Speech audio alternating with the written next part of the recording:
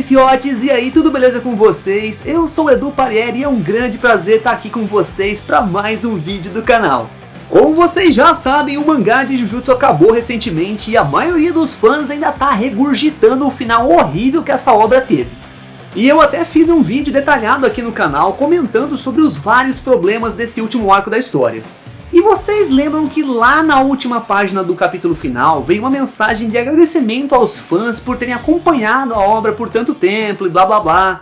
E ela também dizia para nós aguardarmos ansiosamente a próxima obra do Didi Akutami. E até aí, ok, isso não foi lá uma grande novidade, porque um tempo atrás já tinham saído uns supostos vazamentos dizendo que a próxima obra dele iria estrear em breve. Só que qual foi o BO da vez? É que agora começaram a surgir alguns rumores dizendo que o próximo trabalho dele, na verdade, seria uma continuação ou um prequel de Jujutsu, contando melhor a história de alguns personagens. Então eu quis aproveitar a oportunidade para trazer esse assunto aqui e trocar uma ideia com vocês sobre as possibilidades disso acontecer. Bom, para começar, a maior parte dos rumores está levando em consideração o fato de que no final da história, um dos dedos do Sukuna continua existindo. E também aquela conversa entre ele e o Mahito no Caminho das Almas, onde o Sukuna comenta que ele teve dois outros caminhos que ele poderia ter seguido na vida dele. E isso tudo somado ao fato de que outras perguntas foram intencionalmente deixadas sem respostas até o final da obra. Mas bora lá desenvolver isso um pouco melhor. Galera, lá no vídeo que eu fiz sobre o final de Jujutsu, eu comentei sobre os vários problemas que esse último arco teve. Mas, diferente de outros shonens grandes que a gente vê por aí, o foco do enredo de Jujutsu é a luta. Vocês podem ver que quase não tem cena de comédia, não tem romance, apesar de muita gente shippar vários personagens aí, né? E outra coisa que reforça essa ideia é o fato de que a história passa uma grande parte do tempo explicando como funcionam as habilidades dos personagens, de tão complexas que elas são. A construção de mundo é um dos aspectos que torna Jujutsu uma obra tão única em relação às outras do gênero. Só que se a gente parar para analisar a forma como a história se desenvolveu do começo ao fim, dá para perceber que isso acabou se tornando um ponto um pouco negativo também, porque a narrativa ficou muito sucinta. E como consequência disso, muitos personagens que poderiam ter tido um desenvolvimento mais aprofundado foram mal explorados. E um dos exemplos mais evidentes disso é o próprio Sukuna, que até no último capítulo do mangá deixou um mistério sem resposta no ar com aquela cena em que ele fala dos caminhos que ele poderia ter seguido e que aparecem uma mulher e um garoto atrás dele. E já já eu vou falar sobre a identidade desse garoto. Mas antes, para e pensa uma coisa comigo aqui.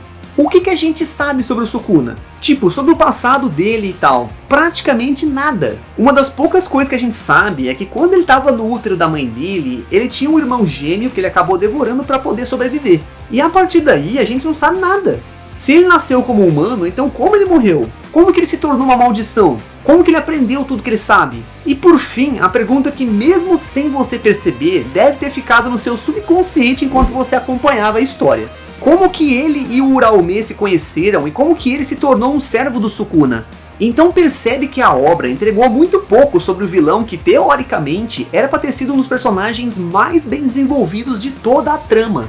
E não me vem com aqueles discursos mequetrefe dizendo que é porque o autor quis deixar tudo no mistério ou porque não tinha necessidade de mostrar a história dele. Mas é lógico que tinha necessidade, meu filho, tá doido? Pô, meu, se o autor escolheu ele para ser o grande mal a ser batido no final da história, então tinha que ter dado muito mais contexto para ele. Ok, a gente viu lá, né, as habilidades dele, o quanto ele era mau e poderoso. Tá, mas e o que mais? É basicamente isso que a gente tem para falar sobre ele. Mas pelo desenrolar da conversa dele com o Mahito lá no último capítulo, dá pra entender que teve algum tipo de tragédia na vida do Sukuna, algo que fez ele se ressentir contra as pessoas e desejar vingança contra elas. No capítulo 237 do mangá, tem uma outra referência interessante sobre a origem do Sukuna, em uma cena onde o Kashimo pergunta se ele se tornou o mais forte de todos ou se ele simplesmente nasceu sendo o mais poderoso. E aí o Sukuna responde que ele era uma criança indesejada e amaldiçoada. Só que aí vem uma curiosidade interessante. Eu li uma matéria falando sobre a tradução desse capítulo, e aí eles comentam lá que os kanjis usados no texto original para dizer criança indesejada poderiam sugerir uma outra interpretação também. Que nesse caso seria a de que o Sukuna poderia ter nascido desfigurado ou conectado a uma parte do corpo sem alma do irmão dele. E isso explicaria o porquê da forma original do Sukuna ter 4 braços, 4 olhos e 2 bocas. Outra coisa que reforça essa teoria é um comentário dele que acontece lá no capítulo 257, onde ele explica pro Uraume que a mãe dele provavelmente estava passando fome, e ele, percebendo isso dentro do útero, resolveu consumir o irmão gêmeo dele para aliviar a carga e ele não acabar morrendo de fome também. E isso também pode indicar que a mãe dele estava numa gravidez indesejada, ou que simplesmente não tinha condições físicas e mentais de cuidar de si mesma e de um filho. E aí você imagina, né? Se ele nasceu com alguma deformidade, então não seria estranho que as pessoas lá da época começassem a falar que ele era um monstro e fossem hostis com ele. E daí o porquê dele querer vingança contra todos que perseguiram ele e tal. Mas como ele disse pro Mahito, ele teve outros 2 caminhos na vida que ele poderia ter escolhido ao invés do caminho de destruição e maldade que ele escolheu.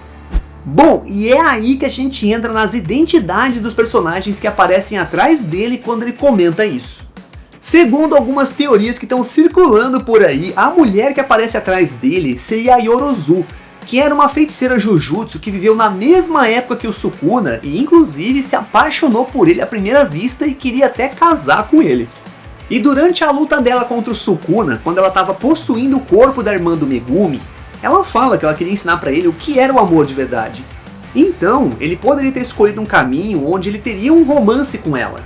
E o garoto em questão que representa o outro caminho que ele poderia ter escolhido seria ninguém menos do que o próprio Uraume.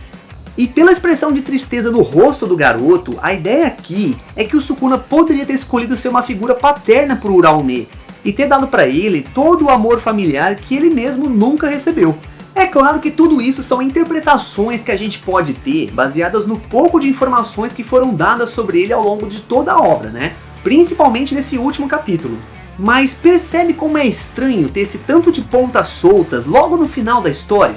E aí teve também o detalhe de que um dos dedos do Sukuna ainda existe. Apesar que agora ele é considerado um amuleto de proteção, né? E outra coisa interessante que ficou meio jogada na obra é que em alguns momentos ao longo da história, tanto o Sukuna quanto o Kenjaku mencionam a tal da Heian, a era de ouro do Jujutsu e tal.